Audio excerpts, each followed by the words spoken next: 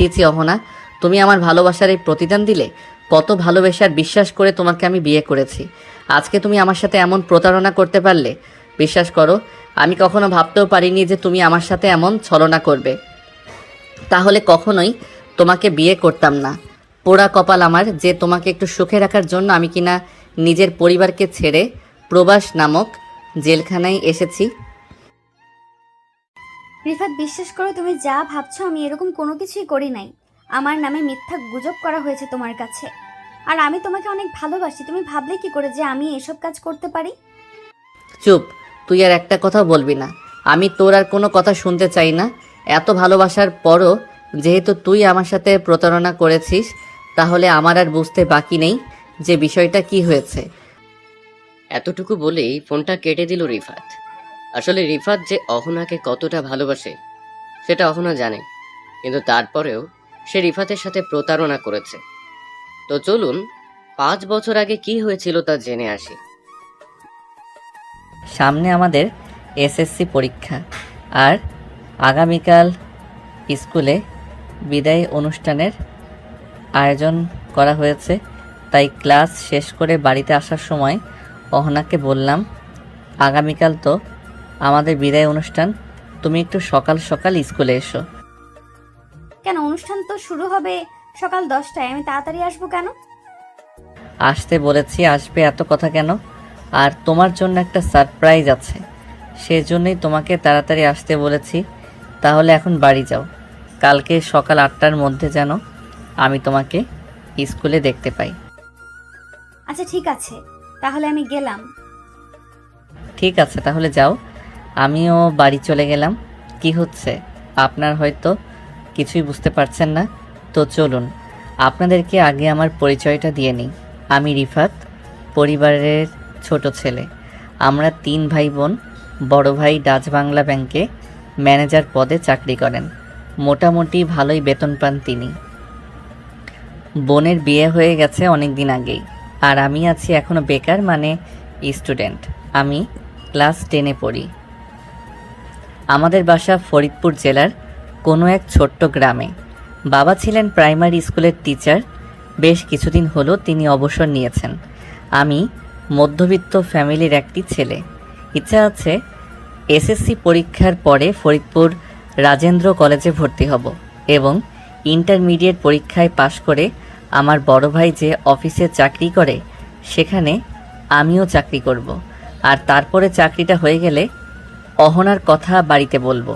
ও হ্যাঁ, অহনাকে, সেটাই তো আপনাদের বলা হয়নি।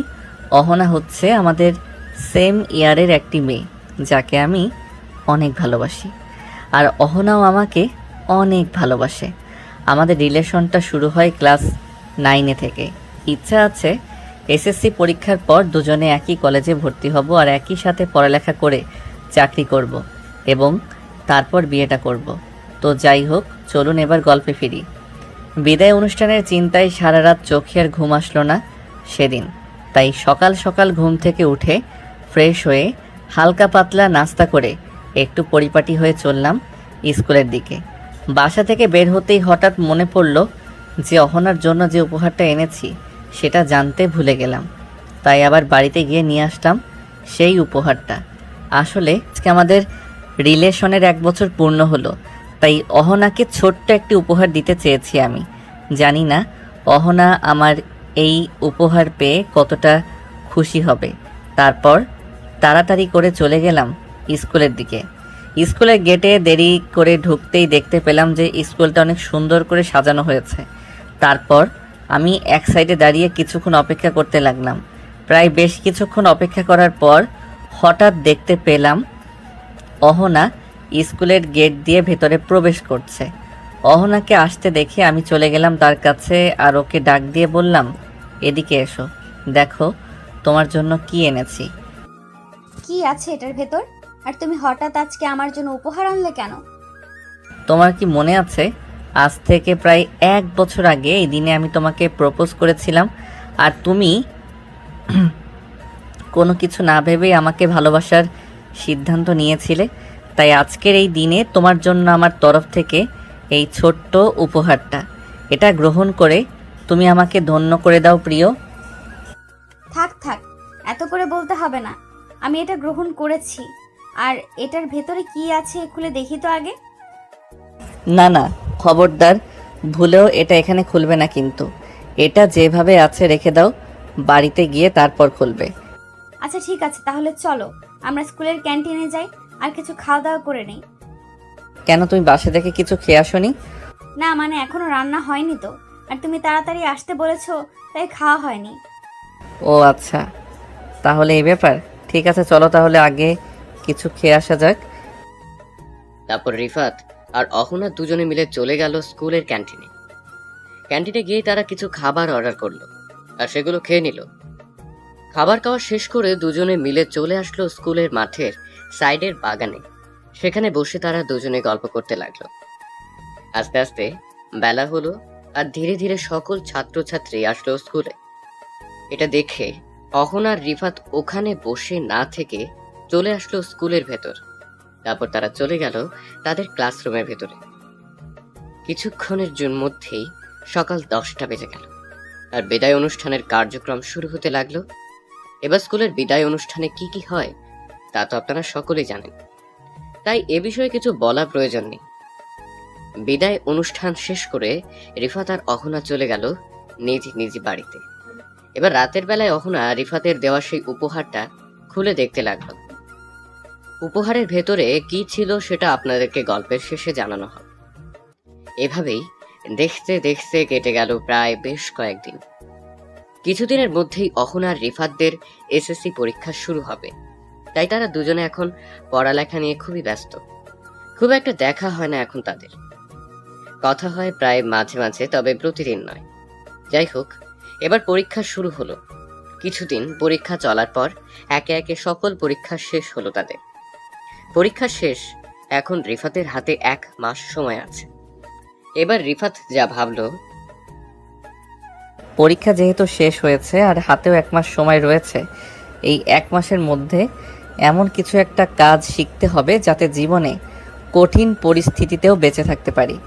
তো যাই হোক, এত কিছু এখন ভেবে লাভ নেই, আগে যাই অহনাদের বাড়ির সামনে, সেখানে গিয়ে তার সাথে দেখা করে আসি। আজকে শুক্রবার, ভাইয়ার অফিস বন্ধ, তাই তার বাইকটি নিয়ে বিকেলের দিকে চলে গেলাম অহনাদের বাড়ির সামনে। সেখানে গিয়েই অহনাকে ফোন দিলাম আর বললাম বাহিরে আসতে। ও হ্যাঁ, আরেকটি কথা, অহনা কিন্তু নিজস্ব কোনো ফোন নেই, ও তার মায়ের ফোন ব্যবহার করে। আর এখন যেহেতু অহনার পরীক্ষা শেষ, তাই ওর মায়ের ফোন বেশিরভাগ ওর কাছেই থাকে। একটু পর খেয়াল করলাম লাল টুকটুকি একটা শাড়ি পরে কে যেন অহনাদের বাড়ির ভেতর থেকে বের হচ্ছে। প্রথমে দেখে ভেবেছিলাম হয়তো অন্য কেউ হবে, তারপর দেখতে পেলাম সে আমার দিকে আসছে। এসেই ঘোমটাটা খুলে দিল আর দেখতে পেলাম অহনা এসেছে।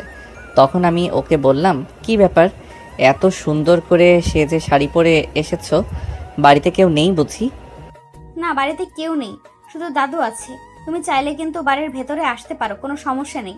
আর আমাকে দেখতে কেমন লাগছে বলো তো দেখি। তা এটা কি এখানে দাঁড়িয়েই বললে হবে নাকি বাড়ির ভেতরে গিয়ে বলবো? জানি না, তুমি বলো। তোমাকে তোমাকে দেখতে একেবারে পেতনির মতো লাগছে। আমি যেন প্রথম দেখাতেই খুব ভয় পেয়ে গেছি গো। তাই বুঝি? দাঁড়াও, এবার আমি তোমার হাড় মাংস চিবিয়ে খাবো। এরপর তারা সেখানে আর দেরি না করে দুজনে মিলে চলে গেল বাড়ির ভেতরে। বাড়ির ভেতরে গিয়েই তারা চলে গেল অহনার দাদুর কাছে। আসলে অহনার দাদু চোখে দেখতে পায় না, কিন্তু কানে সবই শুনতে পায়। অহনা তার দাদুকে তখন রিফাত আর তার ব্যাপারে সবকিছু বলল। তার দাদু এ ব্যাপারে সম্মতি জানালো। এভাবে রিফাত আর অহনা প্রায় বেশ খানিকক্ষণ গল্প করতে লাগলো তার দাদুর সাথে। এভাবে কেটে গেল প্রায় 1 ঘন্টা। এবার রিফাত অহনাকে বলল, আচ্ছা অহনা, তোমার বাবা মা বাড়িতে আসবে কখন? জানি না কখন আসবে, তবে মনে হচ্ছে আর বেশি দেরি নেই। তারা যে কোনো সময় চলে আসতে পারে, তাই আমি মনে করি তোমার আর এখানে বেশিক্ষণ না থাকাই ভালো। তুমি যত তাড়াতাড়ি পারো এখান থেকে চলে যাও, আমাদের পরে কথা হবে, কেমন? অহনা খুব ভয়ে ভয়ে কথাগুলো বলল রিফাতকে। তখন রিফাত আর সেখানে বেশি দেরি না করে অহনাকে আর অহনার দাদুকে বলে সেখান থেকে বের হতে লাগলো আর তাদেরকে বলল, অহনা ভালো থেকো, আর দাদু আপনিও ভালো থাকবেন। অহনা, আমি তাহলে এখন গেলাম, রাতে তোমাকে ফোন করব আনুমানিক 10টার দিকে। ঠিক আছে, সাবধানে যেও। আর রাতে তুমি যখন ফোন করবে, একবার ফোন করার পরে যদি আমি রিসিভ না করি, তাহলে তুমি ভুলেও দ্বিতীয়বার ফোন করো না, কেমন? কারণ ফোন আমার কাছেও থাকতে পারে, আবার আম্মুর কাছেও থাকতে পারে। আমি ফোন সাইলেন্ট করে রাখবো। যদি আমার কাছে থাকে তাহলে প্রথমবার কল বাজতেই রিসিভ করব। এবার তাড়াতাড়ি এখান থেকে যাও, না হলে কেউ দেখে ফেলতে পারে। কি আর করব, এটা তো আর এখন আমার শ্বশুর বাড়ি নয় যে অনেকক্ষণ দেরি করতে পারবো। যখন শ্বশুর বাড়ি হবে তখন থেকে গেলে সমস্যা কোথায়? যাই হোক, এখানে আর বেশি দেরি করা যাবে না। তা তাড়াতাড়ি করে বাইকে উঠে বাইকটা স্টার্ট দিয়ে রওনা হলাম বাড়ির উদ্দেশ্যে। বাড়িতে এসেই মনে মনে একটি চিন্তা বারবার ঘুরপাক খাচ্ছে। অহনার এত কাছ থেকে ওর সাথে দেখা করলাম, তবুও ওর হাতটি পর্যন্ত একবার ধরলাম না। ধর কি বোকা আমি, সুযোগটা পেয়েও সুযোগটা কাজে লাগাতে পারলাম না। ছি, এসব কি চিন্তা ভাবনা আসছে আমার মাথায়। আমি না প্রতিজ্ঞা করেছি যে বিয়ের আগে ওর হাতটা পর্যন্ত ধরবো না। মনে হচ্ছে আমাকে শয়তানে উস্কানি দিচ্ছে। যাই হোক, শয়তানের ধোকায় পড়লে হবে না। একটু পর মাগরিবের আজান হবে, যাই গিয়ে সালাত আদায় করে আসি। এর কিছুক্ষণ পরেই রিফাত চলে গেল মসজিদে মাগরিবের সালাত আদায় করার জন্য। সালাত শেষ করে বাড়িতে এসে রাতের খাবার খেয়ে বিছানায় শুয়ে শুয়ে ভাবছে, কি হবে কে জানে। আমি তো আশা করি পরীক্ষায় পাশ করব, কিন্তু অহনা কি করবে? সে কি দুটি সাবজেক্টে পাশ করতে পারবে কি না, এটা ভেবেই কেমন যেন মনের ভিতরে একটু অস্থিরতা কাজ করছে। আসলে আপনাদের বলা হয়নি যে অহনার পরীক্ষা চলাকালীন 3 দিন শরীরটা খুব অসুস্থ ছিল। কেন অসুস্থ ছিল সেটা আপনারা যারা 18 বছরের উপরে আছেন তারা অনেকেই জানেন, তাই এই বিষয়ে কিছু বলতে যাব না। যাই হোক, আল্লাহর কাছে দোয়া করি অহনা যেন প্রত্যেকটা সাবজেক্টেই পাশ করে, কারণ আমাদের নেক্সট প্ল্যান হচ্ছে যে আমরা দুজনে একই কলেজে ভর্তি হব। শুয়ে শুয়ে কথাগুলো ভাবছে রিফাত, আর তার চোখের কোনো মতেই ঘুম আসছে না। ওদিকে অহনা রাতের খাবার খেয়ে কোনো মতে তার মাকে ম্যানেজ করে ফোনটা তার নিজের কাছে নিয়ে রাখলো। আসলে এখন সারাদিন ফোন তার কাছেই থাকে, কিন্তু রাতের বেলা তার মা তার কাছে ফোনটা দিতে চায় না। তো যাই হোক, এবার অহনা অপেক্ষা করতে লাগলো কখন রাত 10টা বাজবে আর রিফাত তাকে ফোন দিবে। আর এদিকে রিফাতও বারবার ফোনের স্ক্রিনের দিকে তাকাচ্ছে যে কখন 10টা বাজবে আর সে অহনাকে ফোন দিবে। তারপর এক পর্যায়ে অহনার চোখ লেগে আসলো ঘুমে, আর এরই মাঝে রাত 10টা বেজে গেছে। তখন রিফাত তো অহনাকে ফোন দিল, কিন্তু প্রথমবার ফোন বাজলো অহনা কিছুই টের পেল না, কারণ সে ঘুমিয়ে গিয়েছে। আর ওদিকে রিফাত তো ভাবলো যে ফোন হয়তো অহনার কাছে নেই, ফোন তার মায়ের কাছে, তাই রিফাত দ্বিতীয়বার আর ফোন দিল না অহনার কাছে। এরপর রিফাতও ফোন রেখে ঘুমিয়ে পড়লো, কারণ রিফাত ভাবলো খামোখা রাত জেগে তো কোনো লাভ নেই, যেহেতু ফোন অহনার কাছে নেই তাই সে ঘুমিয়ে পড়লো। এভাবেই দেখতে দেখতে রাত কেটে প্রায় ফজরের সময় চলে আসলো। হঠাৎ করে মসজিদের মাইকে ফজরের আজান শুরু হলো। আজানের শব্দে ঘুম ভাঙলো অহনার। তখনই ফোনটা হাতে নিয়ে দেখতে পেলেও রিফাত ঠিক রাত 10টায় একবার ফোনটা দিয়েছে এই ফোনে। এটা দেখে অহনা তখন বলল, হায় আল্লাহ, আমি কি ভুলটাই না আমি করেছি? আমি পারলাম এভাবে ঘুমিয়ে পড়তে? রিফাত তো তার কথা মতো ঠিক রাত 10টায় এই ফোনে ফোন দিয়েছে, আর মাত্র একবার ফোন দিয়েছে, কারণ আমি ওকে বলেছিলাম একবার ফোন দিতে। কি করব এখন? এখন কি রিফাতকে ফোন দিব? এত কিছু ভেবে লাভ নেই, ওকে আগে ফোন দেই, তারপরে ওর থেকে ক্ষমা চেয়ে নিব। এরপর অহনার কি কোনো কিছু না ভেবেই ফোন দিল রিফাতের নাম্বারে, কিন্তু রিফাতও ওদিকে ঘুমোচ্ছে। প্রায় 10 থেকে 15 বার ফোন দেওয়ার পর ফোনের শব্দে হঠাৎ করে রিফাত জেগে উঠল ঘুম থেকে। এত ভোরবেলায় অহনাদের নাম্বার থেকে এতবার ফোন দেওয়া দেখে রিফাত তো অনেকটা ঘাবড়ে গেল। সে কি করবে এখন তা বুঝে উঠতে পারছে না। সে কি এখন কল ব্যাক করবে নাকি ফোনটা বন্ধ করে দিয়ে ঘুমিয়ে পড়বে? এগুলো ভাবতে ভাবতে এরই মাঝে আবারও কল আসলো, ও অহনাদের নাম্বার থেকে রিফাতের ফোনে। রিফাত এবার কি করবে তা বুঝে উঠতে পারছে না। আসলে ফোনটা কি এখন রিসিভ করা ঠিক হবে? যাই হোক, এবার রিফাত চিন্তা করলো,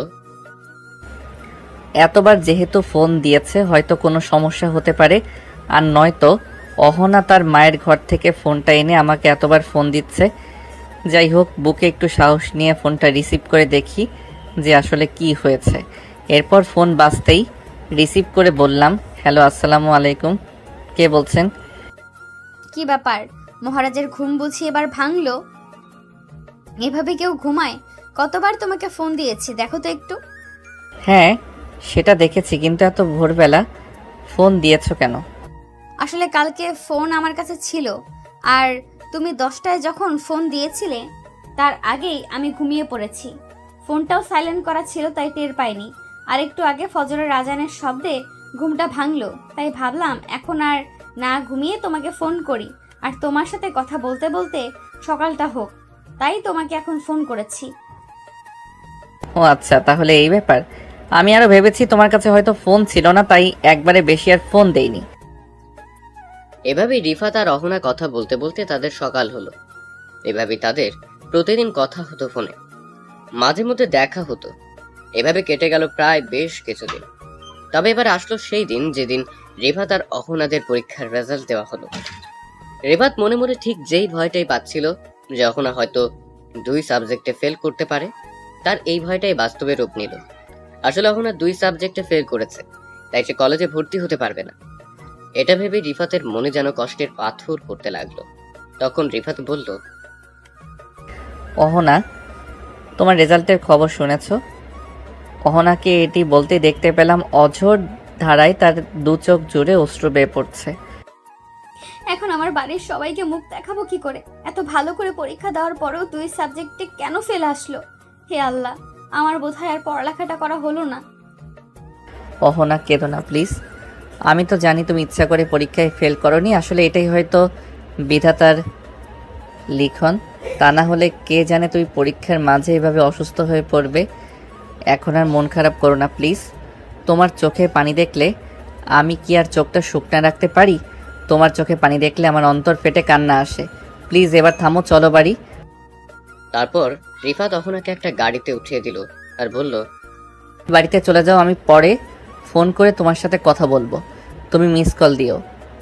আর বাড়ির সবাই এই খবর জানার পর কেউ কিছু বললে তুমি প্লিজ চুপ করে থেকো, কারোর সাথে কোনো ঝগড়া করো না বা কাউকে কিছু বলো না। আচ্ছা ঠিক আছে, তাহলে তুমি বাড়ি চলে যাও, আর আমি রাতে তোমাকে ফোন দিব। আসলে অহনা মেয়েটি ছাত্রী হিসেবে মোটেও খারাপ নয়। হয়তো তার 2 সাবজেক্ট ফেল করাটা কপালের লেখা ছিল, তাই হয়েছে। তা না হলে এমন সময় তার শরীর খারাপ হবে কেন? তো যাই হোক, তারপর অহনা চলে আসলো বাড়ি, আর রিফাতও চলে গেল তার বাড়ি। রিফাত তো বাড়িতে গিয়ে তার রেজাল্টের খবর তার বাবা মাকে জানালো, আর তারা তো অনেক খুশি হলো। ওদিকে অহনা মুখটা মলিন করে বাড়ির ভেতরে ঢুকতেছে। অহনার মুখটা মলিন দেখে তার মা তাকে জিজ্ঞেস করলো, কিরে অহনা, কি হয়েছে, তোর মুখটা এভাবে মলিন করে রেখেছিস কেন? অহনার মায়ের মুখে এরকম কথা শুনে তার বাবাও ঘর থেকে বেরিয়ে আসলো, আর তাকে এ ব্যাপারে জিজ্ঞাসা করলো। অহনার বাবা ছিল প্রচন্ড রাগী মানুষ। তখন সে তার মেয়েকে জিজ্ঞাসা করলো, কিরে, কি হয়েছে তোর, কথা বলছিস না কেন? অহনা তখন তার বাবাকে আর মাকে কিছু না বলেই তার রেজাল্টের কাগজটা তার মায়ের হাতে দিয়ে দৌড়ে চলে গেল ঘরের মধ্যে। তারপর অহনার মায়ের হাত থেকে রেজাল্টের কাগজটা নিয়ে অহনার বাবা দেখলেন যে অহনা 2 সাবজেক্টে ফেল করেছে। এটা দেখেই তো অহনার বাবার মাথায় যেন রক্ত উঠে গেল। সে প্রচন্ড রাগান্বিত স্বরে অহনাকে বলতে লাগলো, সারা বছর পড়ালেখা শুধু ফাঁকিবাজি, তাই না? এবার তো ফেল করেছিস 2 সাবজেক্টে, তোর আর পড়ালেখা করার কোনো দরকার নেই। তোকে আমি কয়েকদিনের মধ্যেই বিয়ে দিয়ে দিব। দাঁড়া তুই, এবার তোর জন্য পাত্র দেখা শুরু করছি আমি। তোকে আর আমার এই বাড়িতে রাখবো না, তোকে যত তাড়াতাড়ি পারি বিয়ে দিয়ে বাড়ি থেকে বিদায় করব। অহনা ঘরের মধ্যে থেকে তার বাবার মুখে এরকম কথা শুনতে পেয়ে প্রচন্ড ভয় পেল এবং অনেক কষ্ট পেল। এরপর তার বাবা বাড়ি থেকে চলে যাওয়ার কিছুক্ষণ পর অহনার মা ডাকলো অহনাকে। মায়ের ডাকে দরজা খুলে বাহিরে আসলো অহনা, আর মায়ের বুকে মাথা রেখে অঝরে কান্না করতে লাগলো। আসলে অহনা কখনো ভাবতেও পারেনি যে তার বাবা এরকম একটা সিদ্ধান্ত নিবে। অহনা তখন তার মাকে জিজ্ঞাসা করলো যে মা আমাকে কি সত্যি বিয়ে দিয়ে দেবে নাকি? মেয়ের মুখে এই কথা শুনে অহনার মা তাকে উত্তর দিয়ে বলল, তোর বাবা যে রাগী মানুষ, দেখা যাক কি করে সে।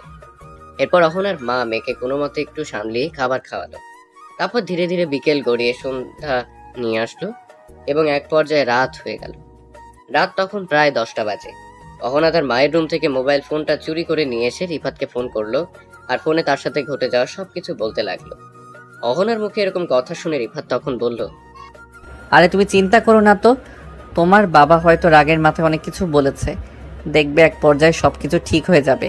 পরীক্ষায় ফেল করলে গুরুজনরা একটু তো বকাবকি করবে, এটাই তো স্বাভাবিক। এটা নিয়ে মন খারাপ করে থাকলে তো হবে না।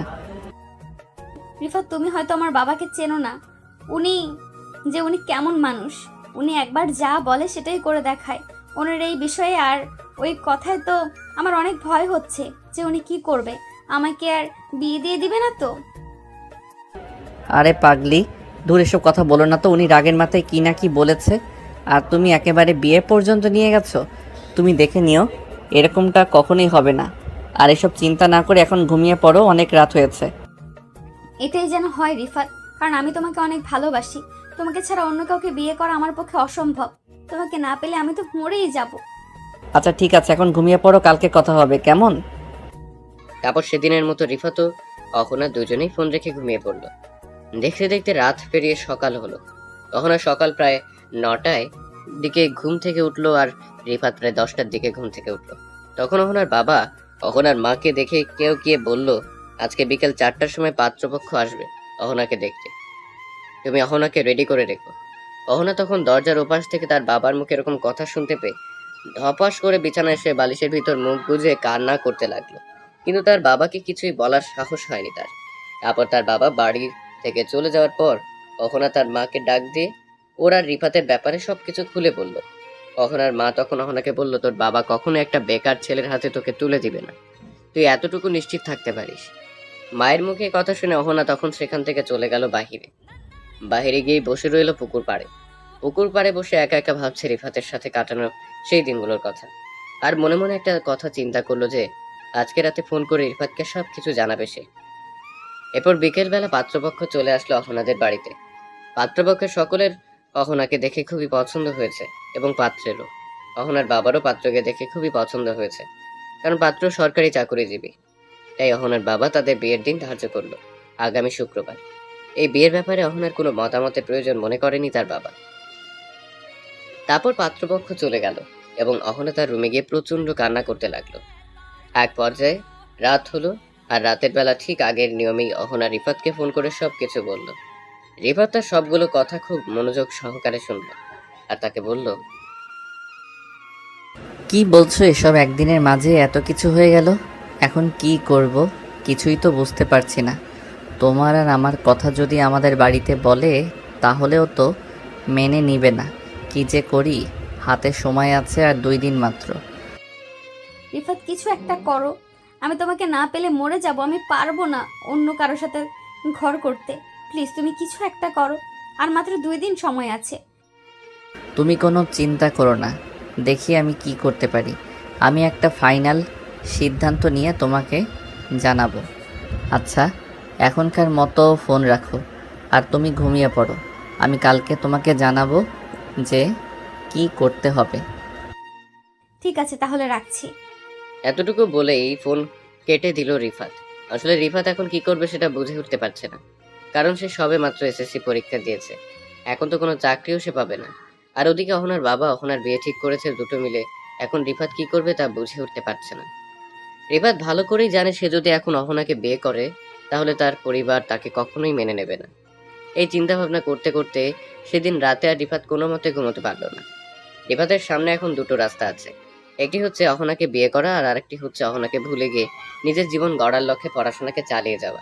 কারণ এবার ভালো করেই জানে সে যদি অহনাকে পালিয়ে বিয়ে করে তাহলে তার পরিবার তাকে কখনোই মেনে নেবে না। আর তারপর লেখাটাও শেষ হয়ে যাবে এবং বের হতে হবে রোজগার করার জন্য। তারপর সারা রাত এই বিষয়ে চিন্তা ভাবনা করতে করতে সকালবেলা ফাইনালি রিফাত একটা সিদ্ধান্ত নিল। যত যা কিছু হয়ে যাক না কেন, আমি যেহেতু অহনাকে কথা দিয়েছি তাই ওকে দেওয়া কথাই রাখব। কারণ জীবনে টাকা পয়সা, মান সম্মান, পরিবারের ইত্যাদি আরও অনেক কিছু হারিয়ে গেলে সেগুলো একদিন না একদিন ঠিকই পাওয়া যাবে, কিন্তু ভালোবাসার মানুষ একবার হারিয়ে গেলে তাকে আর কখনো পাওয়া যাবে না। তাই ভালোবাসার মানুষকে কখনোই হারাবো না। এবার দেখি আগামীকাল রাতে যখন অহনা আমাকে ফোন দিবে তখন এই বিষয়ে বিস্তারিত ওকে জানিয়ে দিব। আর ওকে সোজা ওদের বাড়ি থেকে তুলে নিয়ে এসে বিয়ে করব। এরপর পরদিন রাতে অহনা আবার রিফাতকে ফোন করলো। এবার রিফাত তার প্ল্যান সম্পর্কে বিস্তারিত জানালো অহনাকে।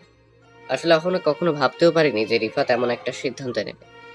তারপর অহনা রিফাতকে জিজ্ঞেস করলো, আচ্ছা, তুমি যে আমাকে পালিয়ে বিয়ে করার সিদ্ধান্ত নিয়েছো, এটা যদি তোমার পরিবার জানতে পারে তাহলে তোমাকে আর আমাকে তো তারা কখনোই মেনে নেবে না। তাহলে আমরা কোথায় থাকবো আর কিভাবে আমরা চলবো? তুমি তো এখনো কোনো ইনকাম করো না। এত কিছু ভেবে তোমার লাভ নেই।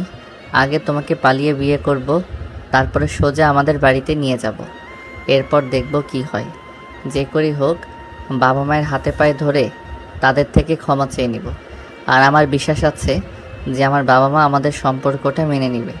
কিন্তু ভয় হচ্ছে আমার বড় ভাইকে নিয়ে, কারণ এখন তার টাকায় আমাদের সংসার চলে। তো যাই হোক, সেটা পরে দেখব। যদি তারা আমাদেরকে মেনে না নেয় আর বাড়ি থেকে বের করে দেয়, তাহলে আমরা অন্য কোথাও চলে যাব আর আমাদের ছোট্ট সুখের সংসার গড়ে তুলব। কি হলো অহনা, কিছু বলছো না যে? তুমি সত্যিই বলছো রিফাত? আমার জন্য তুমি তোমার পরিবারকে ছাড়বে? হ্যাঁ, আমি সত্যি বলছি। আর তুমি একটা কথা ভালো করে মনে রেখো, তোমার আর আমার ভালোবাসার মাঝখানে যে বাধা হয়ে দাঁড়াবে, আমি তার সাথে সম্পর্ক ছিন্ন করতে দ্বিতীয়বার ভাবব না, হোক সেটা আমার পরিবারের যে কেউ। তুমি যে আমায় এতটা ভালোবাসো এটা আমি কখনো ভাবতেও পারিনি, জানো? হ্যাঁ বাসি, তোমায় আমি অনেক ভালোবাসি। আর হ্যাঁ শোনো, তোমার প্রয়োজনীয় জিনিসপত্র আর সাথে তোমার বাবা মায়ের আইডি কার্ড আর তোমার জন্ম নিবন্ধন অথবা আইডি কার্ড নিয়ে আগামীকাল রাত ঠিক 11টার সময় তোমাদের বাসা থেকে বেরিয়ে বাহিরে এসো। আমি সেখানে তোমার জন্য অপেক্ষা করব। আর তখনই তোমাকে নিয়ে পালিয়ে যাব দূরে কোথাও। সেখানে গিয়ে আমাদের বিবাহ সম্পন্ন করে তারপরে আসব আমাদের বাড়িতে। রাখি, কথাটা যেন মনে থাকে তোমার। তারপর সেদিনের মতো ঘুমিয়ে পড়লো দুজনে। সকালে ঘুম থেকে উঠে অহনা তো মনে মনে খুবই খুশি, কারণ আজকে রাতে রিফাত তাকে নিয়ে অনেক দূরে চলে যাবে আর তাকে বিয়ে করে সারা জীবনের জন্য আপন করে নেবে। এরপর কোনো মতে কেটে গেল সারাটা দিন। তারপরে অহনা অপেক্ষায় আছে কখন রাত 11টা বাজবে আর রিফাতের হাত ধরে যাবে। এবার অহনা চুপি চুপি তার বাবা মায়ের ঘরে গিয়ে তাদের আইডি কার্ড চুরি করে নিয়ে আসলো এবং তার জন্ম নিবন্ধন কার্ডও নিয়ে আসলো। এবার আইডি কার্ড সহ সবকিছু তার ব্যাগে ভরে নিল এবং প্রয়োজনীয় কিছু জিনিস নিয়ে সে অপেক্ষা করছে কখন রাত 11টা বাজবে। এবার বেশ কিছুক্ষণ কেটে যাওয়ার পর এক পর্যায়ে রাত 11টা বেজে গেল। তারপর আর অহনা চুপি চুপি তার রাত ঘর থেকে বেরিয়ে রাস্তায় চলে আসলো। হঠাৎ দেখতে পেল একটি ছেলে মোবাইলে ফ্ল্যাশ লাইট জ্বালিয়ে চুপি চুপি আসছে তার দিকে। তারপর অহনা দেখতে পেল যে রিফাত এসেছে এখানে তাকে নিতে। এবার অহনা আর কোনো কিছু না ভেবে রিফাতের হাত ধরে চলে গেল তার সাথে। এরপর রিফাত তাকে নিয়ে চলে গেল বাস স্ট্যান্ডের দিকে। বাস স্ট্যান্ডে গিয়ে দুটো টিকিট কাটলেন ঢাকার উদ্দেশ্যে। রিফাতের মামার বাসা ঢাকা মিরপুরে।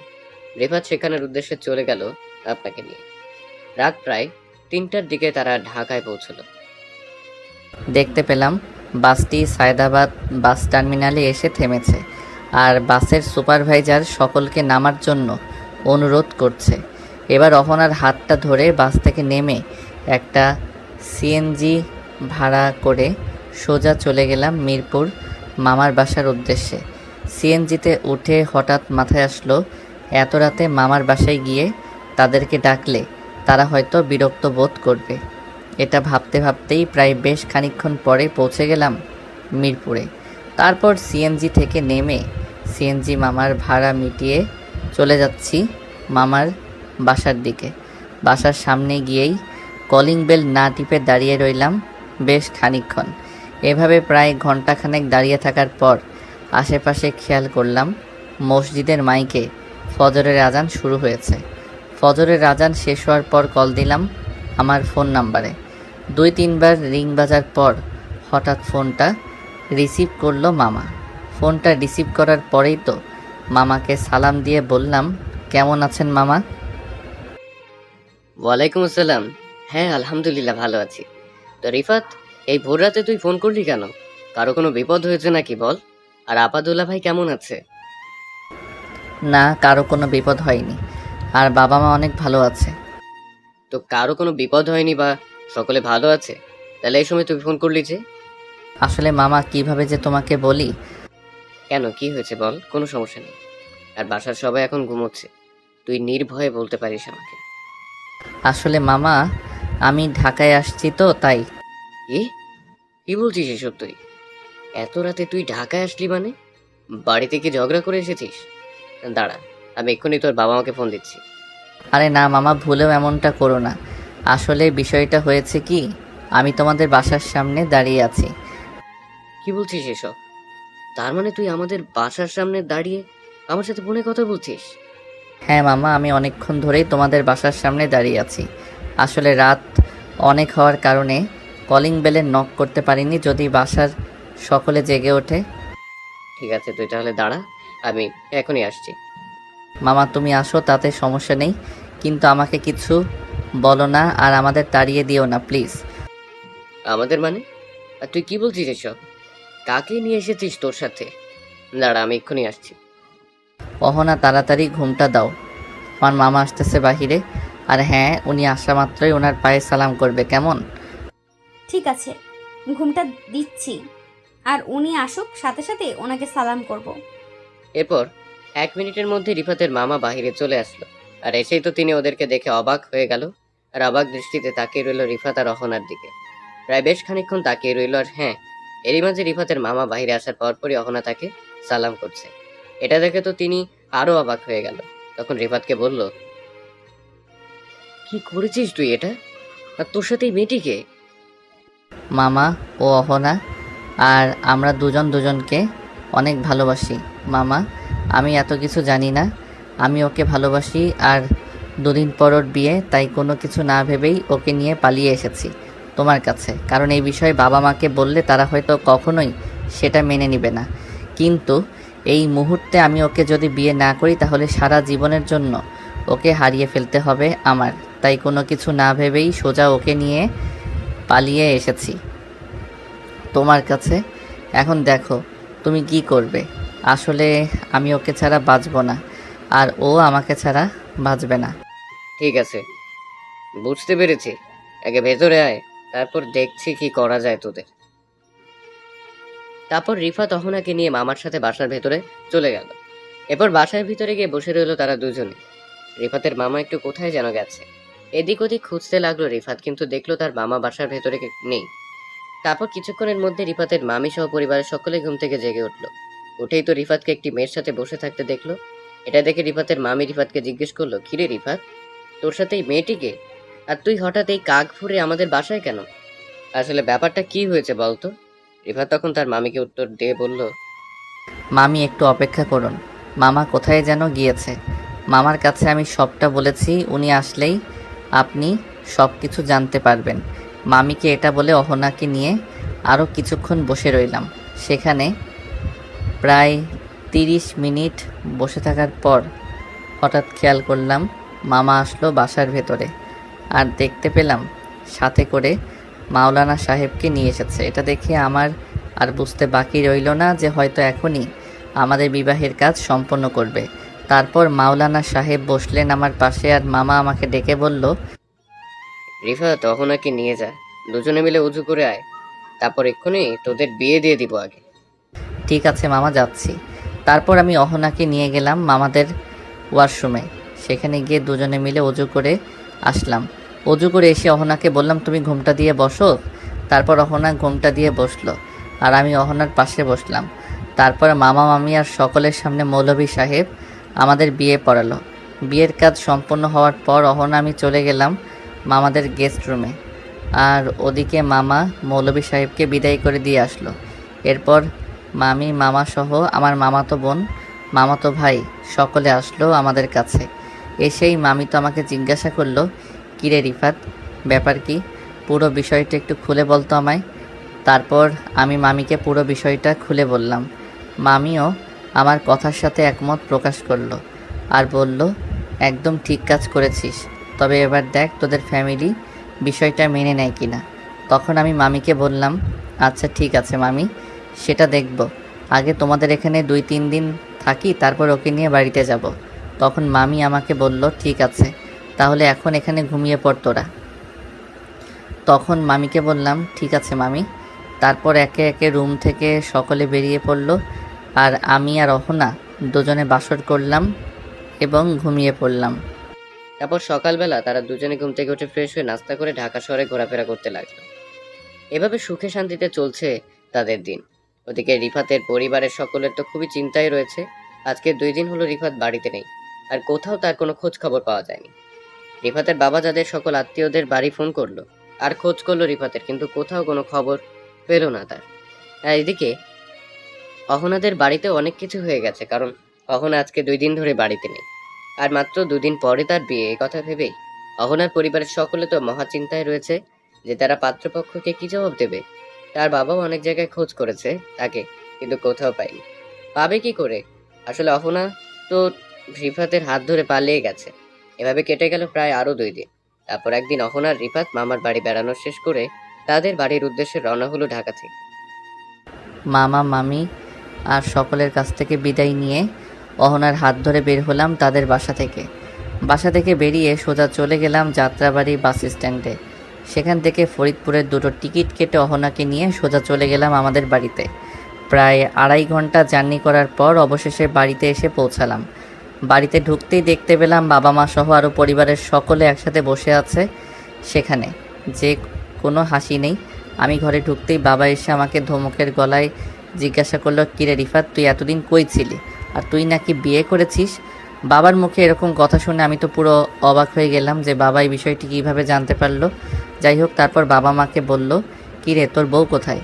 কি বলছে বাবা, বউ মানে? তখন বাবা মাকে বলল, এত ন্যাকামি করে লাভ নেই, তুই বল সেই মেয়েটি কোথায় যাকে পালিয়ে নিয়ে তোর মামার বাসায় গিয়ে বিয়ে করেছিস। আসলে ঘরে ঢোকার আগে আমি অহনাকে বাহিরে দাঁড় করিয়ে রেখে এসেছি। তারপর আমার মা বলল, কিরে তোর বউ কোথায়? ওকে কি বাহিরে দাঁড় করিয়ে রেখেছিস নাকি?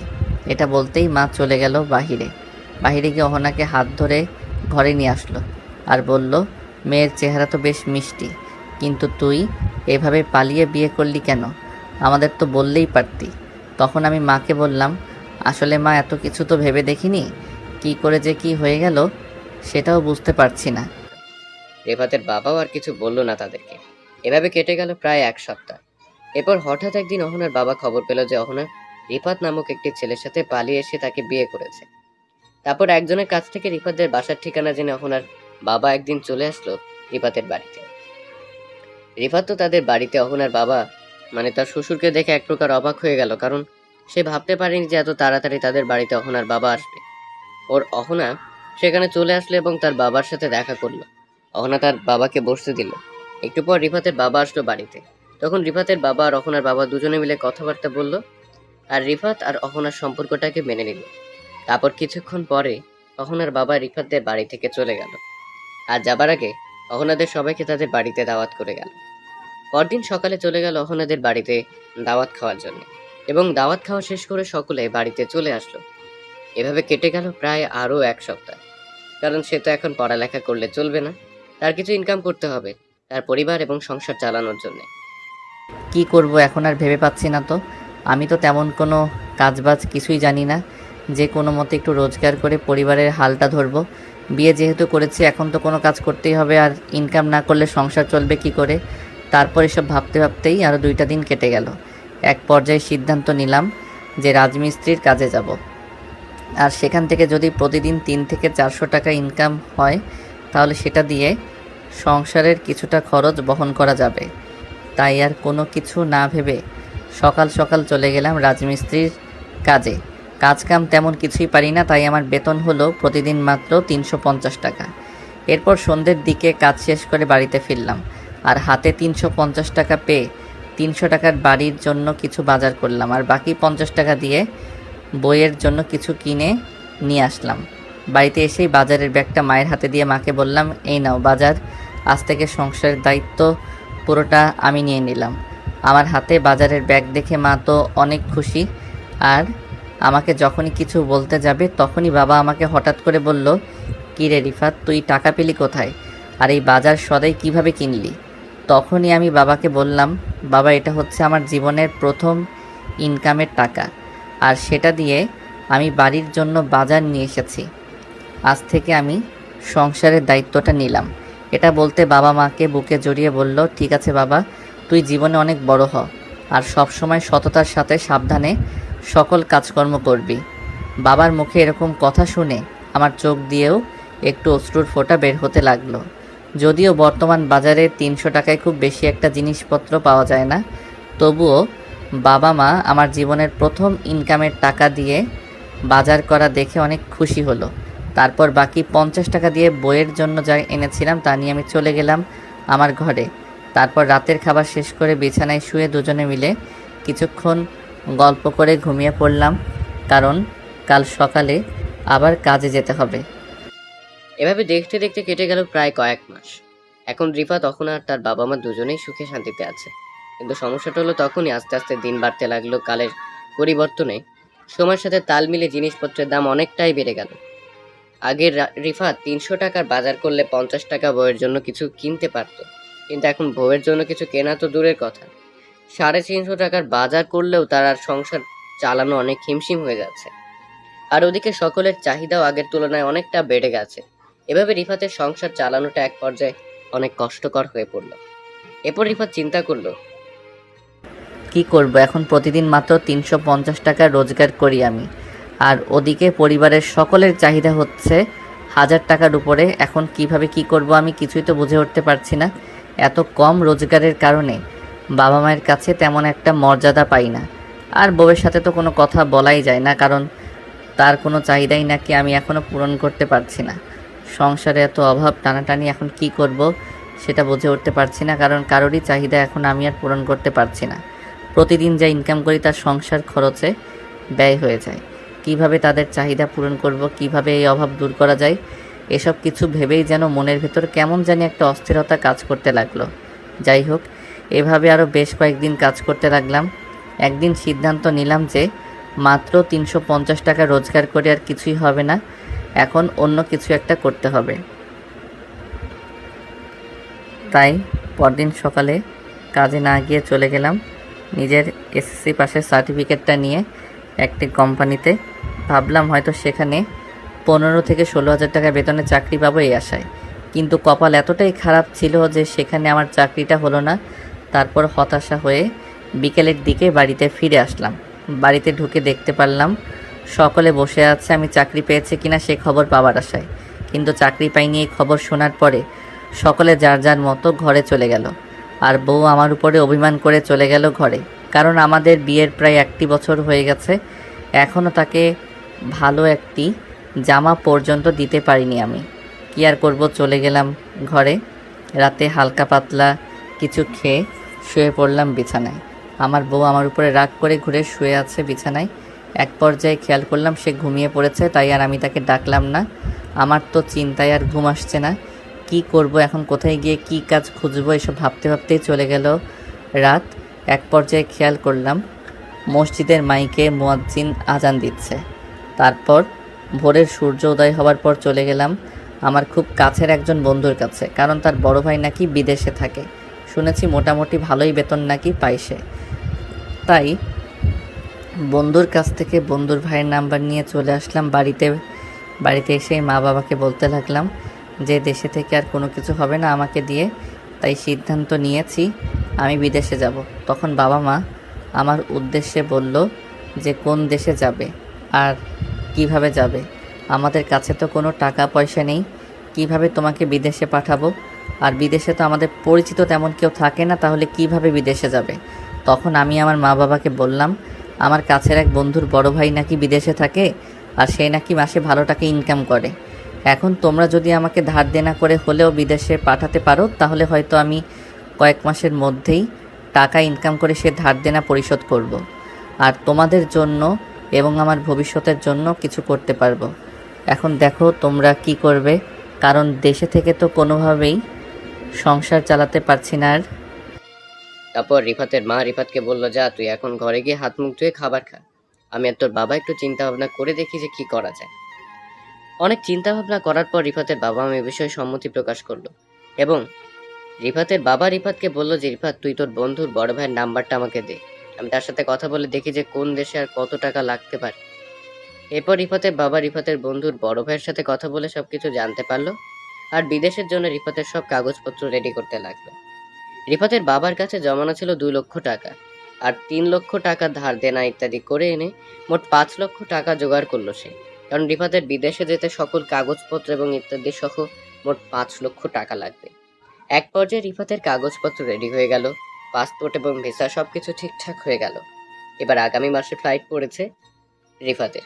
এই কয়েকদিন রিফাত আর কোনো কাজবাজ করলো না, নিজের প্রয়োজনীয় কিছু কেনাকাটা করে ব্যাটিং পত্র গোছাতে লাগলো তার। এ পর্যায়ে দেখতে দেখতে চলে আসলো সেই দিন যেদিন রিফাতের ফ্লাইট হবে। আগামীকাল রিফাতের ফ্লাইট হবে, তাই সে আজকে চলে যাবে ঢাকায় বিদেশে যাওয়ার উদ্দেশ্যে। মা বাবা এবং বউসহ সকলের কাছ থেকে বিদায় নিয়ে নিজের লাগেজটা হাতে নিয়ে বাড়ি থেকে বের হয়ে যাচ্ছি বিদেশের উদ্দেশ্যে। রাস্তায় এসে দেখতে পেলাম আগে থেকে দাঁড়িয়ে ছিল একটি অটো আমাকে নেয়ার জন্য। তারপর সকলের কাছ থেকে বিদায় নিয়ে অটোতে বসেই চলে গেলাম বাস স্ট্যান্ডের দিকে। বাস স্ট্যান্ডে পৌঁছে ঢাকার একটি টিকিট কাটতাম এবং কিছুক্ষণের মধ্যে বাস আসলো। তারপর বাসে উঠে কয়েক ঘন্টার মধ্যে ঢাকায় পৌঁছে গেলাম। ঢাকায় বসে এয়ারপোর্টে থাকলাম সেই দিন, আর ওখানে প্রয়োজনীয় যেসব কাজকর্ম ছিল তার সব কিছু কমপ্লিট করলাম। আগামীকাল ভোর 4টায় আমার ফ্লাইট, তাই সেদিন আর সেখানে ঘুমাতে পারলাম না। আমার কথা ভেবে আমার বাড়ির সকলে হয়তো আজ ঘুমাতে পারেনি, তাই রাতে 3টার দিকে ফোন করলাম বউয়ের নাম্বারে। ফোনে একে একে সকলের সাথে কথা বলতে লাগলাম। কথা বলতে বলতে প্রায় রাত 3:30 মতো বেজে গেল। এবার কথা বলা শেষ করে বের হলাম নিজের জিনিসপত্র নিয়ে এয়ারপোর্টের মেইন চেকপোস্টে এবং নিজের লাগেজটা সেখানে চেকিং নিয়ে দিলাম।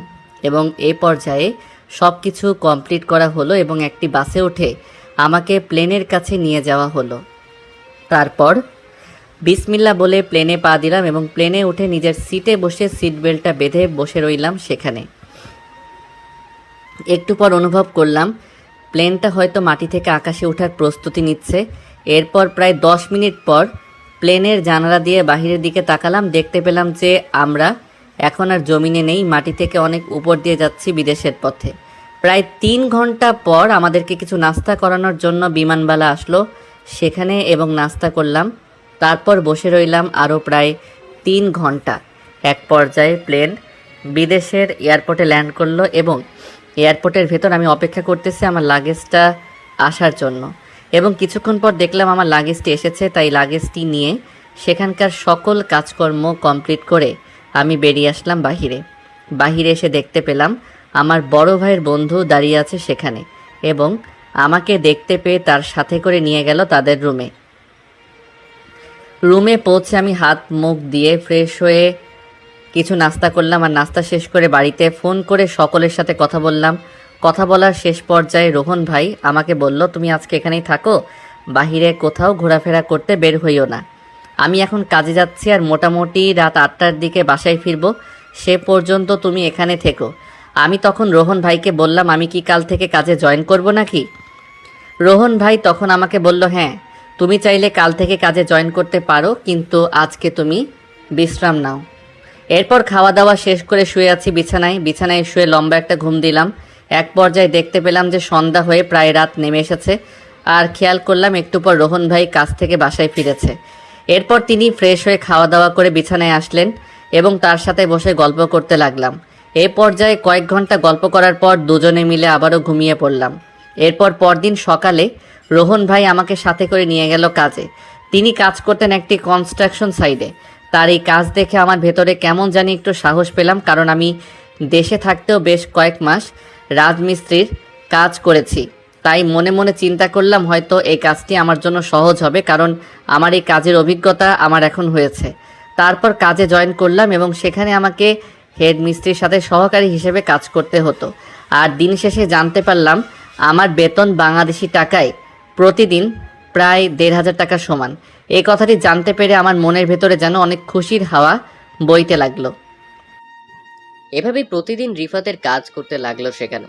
দেখতে দেখতে এক পর্যায়ে মাস শেষ হয়ে গেল, আর আগামীকাল 1 তারিখ সে আজকে বেতন পাবে। এই খুশিতেই সে যেন তাড়াতাড়ি কাজে চলে গেল আজ। তারপর মালিক এসে তার হাতে বেতনের টাকা দিল। বেতনের টাকা হাতে পেয়ে রিফাত ফোন দিলেও তার বউয়ের নাম্বারে, আর বলল, কি ব্যাপার আমার লক্ষ্মী সোনা বউ, কেমন আছো তুমি? আর ভালো। সকাল থেকে এখন কিছুই খেতে পারিনি, কারণ বাড়িতে রান্না করার মতো কিছুই নেই। কি বলছো এসব? তাহলে ফোনটা বাবাকে একটু দাও তো দেখি। তারপর বাবার সাথে কথা বলে বাবার অ্যাকাউন্টে টাকা পাঠালাম। সে টাকা আনুমানিক বাংলাদেশের 40,000 টাকা হবে, আর বাকি অল্প কিছু টাকা আমার খরচের জন্য রাখলাম। এরপর বউয়ের সাথে কথা বলে সেদিনের মতো ফোনটা রেখে দিলাম। এইভাবে চলতে লাগলো আমার দিনকাল। প্রত্যেক মাসে এইভাবে টাকা পাঠাতে লাগলাম আমি বাবার অ্যাকাউন্টে। সারাদিন কাজ করতাম আর রাতে রুমে ফিরে খাওয়া দাওয়া শেষ করে তারপর অনেকে ফোন দিয়ে তার সাথে কথা বলতাম। এভাবে চলতে লাগলো প্রায় 6 মাস। আমি যেহেতু প্রত্যেক মাসে বাবার অ্যাকাউন্টে টাকা পাঠাই, তাই অহনা তার নিজের মন মতো কোনো খরচ করতে পারে না। তাই সে এখন বেশ মাঝে মধ্যে ফোনে আমাকে বলে যে, কি দিয়েছো তুমি আমাকে এই কয়েকটা বছরে? আর কি পেয়েছি আমি তোমার কাছ থেকে, বলো তো দেখি। কি ব্যাপার, কি হয়েছে তোমার আজ হঠাৎ এই কথা বলছো কেন আমাকে? আসলে পুরো বিষয়টা খুলে বলো তো যে কি হয়েছে তোমার। কি আর হবে, বিয়ের পর থেকে তো এ পর্যন্ত তোমার কাছে কোনো কিছু আবদার করতে পারিনি। আমি আর তোমার কাছ থেকে তেমন কিছু পাইনি আমি।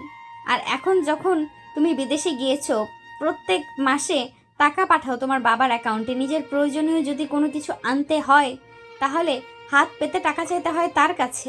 এসব আমার মোটেও ভালো লাগে না। আর আমার কখন কি প্রয়োজন হবে তা কি বলা যাবে? তাই বলে সব সময় কি তোমার বাবার কাছে এভাবে টাকা চাইতে হবে? তাতে সমস্যা কি? বাবা কি কখনো তোমাকে কিছু বলেছে? না, বলেনি। তারপরও এটা আমার ভালো লাগে না। তাহলে সমস্যা কোথায়? আর এখন রাখো, পরে কথা হবে, বাই। এরপর সেদিনের মতো রিফাত অহনার সাথে ফোন রেখে নিজের মনের কাজ করতে লাগলো। এভাবে কেটে গেল প্রায় বেশ কয়েকদিন। এরপর কিছুদিন পরে আমি এক বড় ভাইয়ের কাছ থেকে একটি খবর পেলাম, আর সেটি শুনে তৎক্ষণাৎ অহনাকে ফোন দিয়ে বললাম, ছি ছি অহনা, তুমি আমার ভালোবাসার এই প্রতিদান দিলে। কত ভালোবেসে আর বিশ্বাস করে তোমাকে আমি বিয়ে করেছি, আজকে তুমি আমার সাথে এমন প্রতারণা করতে পারলে? বিশ্বাস করো, আমি কখনো ভাবতেও পারিনি যে তুমি আমার সাথে এমন ছলনা করবে। তাহলে কখনোই তোমাকে বিয়ে করতাম না। পোড়া কপাল আমার যে তোমাকে একটু সুখে রাখার জন্য আমি কিনা নিজের পরিবারকে ছেড়ে প্রবাস নামক জেলখানায় এসেছি। রিফাত, বিশ্বাস করো, তুমি যা ভাবছো আমি এরকম কোনো কিছুই করি নাই। আমার নামে মিথ্যা গুজব করা হয়েছে তোমার কাছে। আর আমি তোমাকে অনেক অনেক ভালোবাসি। তুমি ভাবলে কি করে যে আমি এসব কাজ করতে পারি? চুপ, তুই আর একটা কথা বলবি না। আমি তোর আর কোনো কথা শুনতে চাই না। এত ভালোবাসার পরও যেহেতু তুই আমার সাথে প্রতারণা করেছিস, তাহলে আমার আর বুঝতে বাকি নেই যে বিষয়টা কি হয়েছে। এখন রিফাত অহনাকে ফোন দিলে আর সময় মতো ফোনে পায় না তাকে। তার ফোন বেশিরভাগ ওয়েটিংয়ে অথবা ব্যস্ত দেখায়। রিফাত যখন কাজকর্ম শেষ করে রাতে অহনাকে ফোন দেয়, তখন তো অহনার ফোন ওয়েটিং দেখে রিফাতের মনটা অনেক খারাপ হয়ে যায় যে আমাদের এতদিনের ভালোবাসার মাঝে আবার তৃতীয় কোনো ব্যক্তি এলো নাকি। এটা ভাবতে হতে রিফাত কান্না করে ফেললো আর চোখের পানিতে তার বালিশটা ভিজে গেল। এক পর্যায়ে সে ঘুমিয়ে পড়লো। আর পরদিন তার কাজকর্ম শেষ করে বাসায় এসে প্রথমে তার বাবাকে ফোন দিল। তার বাবার কাছে জানতে পেল অহনা আজকে 1 সপ্তাহ হলো তার বাবার বাসায় গিয়েছে। এটা শুনেই তো রিফাতের মনটা আরো অনেক খারাপ হয়ে গেল। রিফাত তখন তার বাবার ফোনটা রেখে কল করলো অহনাকে, কিন্তু সেদিনের মতো আজকেও তার ফোনটা ওয়েটিং এ পেল সে। এবার তো রিফাতের মাথা আরো খারাপ হয়ে গেল। অহনার কথা ভাবতে ভাবতে তারপর আর কোনো কিছু না ভেবে সে অহনার মায়ের নাম্বারে ফোন দিল, কিন্তু তার ফোনটি ছিল বন্ধ। বিগত এই 1 সপ্তাহের মধ্যে অহনার সাথে রিফাতের আর কোনো কথা হয়নি। যে অহনা কিনা রিফাতকে এত ভালোবাসতো, সেই অহনাই আজকে রিফাতকে বাদ দিয়ে অন্য একটা ছেলের সাথে ঘন্টার পর ঘন্টা ফোনে কথা বলছে। রিফাত কখনো ভাবতেও পারেনি যে অহনা রিফাতের সাথে এমন ব্যবহার করতে পারবে। আসলে অনেক বিশ্বাস আর ভালোবাসা দিয়ে অহনাকে বাড়িতে রেখে এসেছে রিফাত। সে কখনো ভাবতেও পারেনি যে এমন এক সময় আসবে যে অহনা তাকে ভুলে গিয়ে অন্য একটি ছেলের ফোনে মুগ্ধ থাকবে সারাক্ষণ। তারপর আর কোনো কিছু না ভেবে চোখের জলে বুকটা ভাসিয়ে ঘুমিয়ে পড়ল রিফাত। এভাবে চলে গেল প্রায় আরো বেশ কয়েক মাস। এখন অহনার সাথে রিফাতের আর কোনো যোগাযোগ হয় না। একদিন রিফাত তার বাবার ফোনে ফোন দিয়ে জানতে পারলো যে অহনা এখনো তাদের বাড়িতে ফিরে আসেনি। এবার রিফাতের আর বুঝতে বাকি রইল না যে অহনা আর তার নেই। তারপর একদিন হঠাৎ রিফাত কাউকে কোনো কিছু না জানিয়ে চলে আসলো বাড়িতে। বাড়িতে ঢুকতেই দেখতে পেলাম সকলে মুখটা মলিন করে বসে আছে। এমন সময় আমাকে দেখতে পেয়ে সকলে যেন খুশিতে কান্না করে দিল। আর মা এসে বলল, বাবা, অহনা তো সেই যে গেছে আর এখনো ফিরে আসেনি আমাদের এখানে। তারপর আমি বাড়িতে ব্যাগপত্র রেখে সোজা চলে গেলাম অহনাদের বাড়িতে। সেখানে গিয়ে জানতে পারি যে অহনা তাদের বাড়িতেও আসেনি। তারপর সেখানে আর দেরি না করে চলে আসলাম নিজের বাড়ি। বাড়িতে এসে কোনো কিছু আর ভালো লাগছে না। ভালো না লাগার মাঝেও হাত মুখ ধুয়ে ফ্রেশ হয়ে হালকা কিছু নাস্তা করে বেরিয়ে পড়লাম বাড়ি থেকে অহনাকে খোঁজার জন্য। এমন সময় হঠাৎ দেখতে পেলাম আমাদের এলাকার এক ভাই এসে আমাকে বলল, কী রে রিফাত, কী অবস্থা তোর, আর দেশে আসলি কবে? আমি তখন তাকে বললাম, এই তো আজকে এসেছি দেশে। কিন্তু এরপর সেই ভাই আমাকে যে কথাটি বলল তা শুনে আমি তো কোনো মতেই বিশ্বাস করতে পারছি না। বুকের বাম পাশটা যেন চিনচিন করে উঠল, মনে হচ্ছে এখনই মারা যাব। কারণ যেই অহনাকে আমি এতটা ভালোবাসার পরেও সে আমার হয়ে থাকেনি, এটা ভেবে যেন ভেতরটা অস্থির হয়ে উঠছে। তাই কি আর করব, চোখের নিচে 2 ফোঁটা অশ্রু মুছে ভাইয়ের কাছ থেকে বিদায় নিয়ে চলে গেলাম বাড়ির উদ্দেশ্যে। বাড়িতে গিয়ে পুরো বিষয়টা খুলে বললাম বাবা মা এবং সকলের কাছে। তারা তো এটি শুনে অবাক হয়ে গেল, আর আমি তো ওদিকে কান্নায় ভেঙে পড়লাম। তারপর সকলে আমাকে আপনভাবে সান্ত্বনা দিতে লাগলো। কান্না করতে করতে এক প্রকার অস্থির হয়ে পড়লাম। তখন সকলে ধরে আমাকে বিছানায় নিয়ে শুইয়ে দিল। বিছানায় শুয়ে তখন আমি ঘুমিয়ে পড়লাম। আর পরদিন সকালে ঘুম থেকে উঠে চুপচাপ বসে রইলাম, কারোর সাথে কোনো কথা বললাম না। সকলে কথা বলার জন্য অনেক কিছু জিজ্ঞাসা করলেও কারোর সাথে কোনো কথা বলতাম না, সব সময় চুপচাপ থাকতাম। আসলে বেশি কষ্টের যে মানুষ পাথর হয়ে যায় সেটা এখন বুঝতে পারছি। নিজের ভালোবাসার মানুষকে হারানোর যে কি বেদনা তা হাড়ে হাড়ে টের পাচ্ছি এখন। আর আপন মনে বসে বসে ভাবছি যে অহনাকে সুখে রাখার জন্য আমি সব কিছু ত্যাগ করে চলে গেলাম বিদেশে। আজকে না সেই অহনাই আমাকে ত্যাগ করে চলে গেল অন্য একটি ছেলের হাত ধরে। এটা ভাবতেই যেন ভেতরে আরও অশান্তি কাজ করতে লাগলো। বাড়িতে থাকলাম আরও বেশ কয়েকদিন, এভাবে চলে গেল প্রায় 1 সপ্তাহ। 1 সপ্তাহ পরে মা বাবার সকলে আমাকে বলল আবার বিয়ে করার জন্য। আমি তাদেরকে না করে দিলাম। আসলে আমি আপনাকে এতটাই ভালোবেসে ফেলেছি যে তার স্থানটা আর কাউকে দিতে পারবো না, তাই তাদেরকে বিয়েতে মানা করে দিয়েছি। আমার মনে একটা বিশ্বাস যে অহনা হয়তো কোনো না কোনো দিন আমার কাছে এসে বলবে যে আমি ভুল করেছি রিফাত, আমাকে তুমি ক্ষমা করে দাও। এর সাথে বসে রইলাম প্রায় আরও বেশ কয়েক মাস। তারপর একদিন হঠাৎ দেখতে পেলাম যে আমাদের এলাকার পিয়ন এসেছে আমাদের বাড়িতে। আসলে আমার নামে একটি চিঠি এসেছে, তাই সেটা দেওয়ার জন্য এসেছে সে। তারপর পিয়ন সাহেব আমার হাতে চিঠি দিয়ে তার খাতায় সিগনেচার করিয়ে সে চলে গেল সেখান থেকে। বাড়ির উঠোনে বসে চিঠির খামটা খুলতেই দেখতে পেলাম ভেতরে একটি কাগজে কি যেন লেখা আছে। কৌতূহলের বসে কাগজটি বের করে দেখতে পেলাম অহনা আমাকে ডিভোর্স দিয়ে দিয়েছে। সে ডিভোর্স লেটার নিয়ে এসেছে পিয়ন সাহেব। এটা দেখে তো যেন আমার মাথায় আকাশ ভেঙে পড়ল। আর ডিভোর্স লেটারের সাথে দেখতে পেলাম যে একটি চিঠি লিখে পাঠিয়েছে সে। প্রিয় রিফাত, আশা করি তুমি ভালো আছো। আমিও অনেক ভালো আছি। আসলে আমি জানি যে এতদিন আমাকে তুমি ফোনে না পেয়ে বাড়িতে চলে এসেছো, তাই লেটারটা এখনই পাঠালাম তোমাকে। আসলে তোমাকে যতটুকু চিনেছি তাই বিশ্বাস থেকে এই কথাটা বললাম। আর তুমি হয়তো এতদিনে জেনে গিয়েছো যে আমি অন্য একটি ছেলের হাত ধরে চলে এসেছি তোমাদের বাড়ির থেকে। আর আমরা এখন বিয়ে করে খুব সুখে শান্তিতে আছি। তোমার কাছে শুধুমাত্র একটাই অনুরোধ যে তুমি কখনো আমাকে খোঁজার চেষ্টা করো না, আর আমাকে ভুলে গিয়ে অন্য একটা মেয়েকে বিয়ে করে সুখে থাকো। কারণ যে আমার কোনো চাহিদা পূরণ করতে পারবে না তার সাথে খামোখা বিয়ের বন্ধনে আবদ্ধ হয়ে থাকার কোনো মানেই হয় না। তাই অনেক কিছু ভেবেই আমি এই সিদ্ধান্ত নিয়েছি। আমি জানি যে আমার এই কথাগুলো শোনার পর তোমার অনেক কষ্ট এবং আমার প্রতি অনেক রাগ হচ্ছে।